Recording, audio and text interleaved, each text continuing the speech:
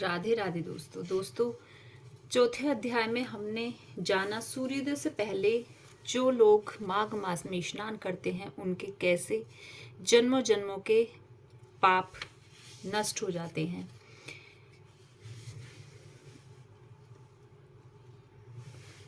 दोस्तों चलो अब शुरू करते हैं पांचवा अध्याय शुरू करने से पहले मैं आप सभी से रिक्वेस्ट करूंगी कि मेरी वीडियो को लाइक करें, ज़्यादा से ज़्यादा शेयर करें और अगर आप मेरे चैनल पर न्यू हो तो मेरे चैनल को जरूर से जरूर सब्सक्राइब करें।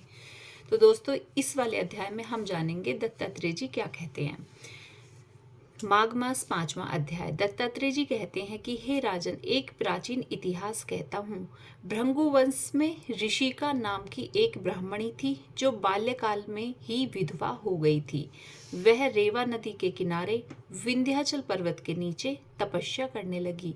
वह जितेंद्रियां, सत्यवक्ता, सुशील, दानशीला तथा तप करके देह को सुखाने वाली थी। वह अग्नि में आहुति देकर उच्च वृत्ति द्वारा छठे काल में भोजन करती थी। वह वल्कल धारण करती और संतोष से अपना जीवन व्यतीत करती थी। उसने रेवा और कपिल नदी के संगम में 60 वर्ष तक माघ स्नान किया और फिर वहां पर मृत्यु को प्राप्त हो गई। माघ स्नान के फल से वह दिव्य 4000 वर्ष तक विष्णु लोक में वास करके सुंद और उपसुंद दैत्यों के नाश करने के लिए ब्रह्मा द्वारा तिलोत्तमा नाम की अप्सरा के रूप में ब्रह्मलोक में उत्पन्न हुई। वह अत्यंत रूपवती, गान विद्या में अति प्रवीण और मुकुट कुमंडल से सुशोभित थी। उसका रूप, यौवन और सौंदर्य देखकर ब्रह्मा जी भी चकित हो गए। वह कुमारी तिलोत्तमा रेवा नदी के पवित्र जल में स्नान करके वन में बैठी थी।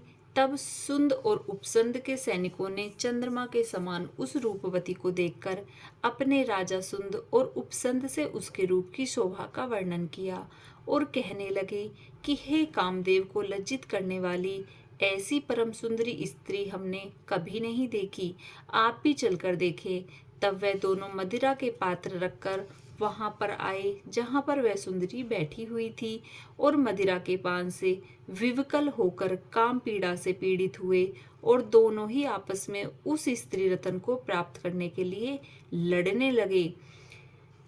फिर आपस में युद्ध करते हुए वहीं पर समाप्त हो गए। तब उन दोनों का मरा हुआ देखकर उनके सैनिकों ने बड़ा कोलाहल मचाया और तब तिलोत्तमा काल रात्रि के समान उनको पर्वत से गिराती हुई 10 दिशाओं को प्रकाशमान करती हुई आकाश में चली गई और देव कार्य सिद्ध करके ब्रह्मा के सामने आई।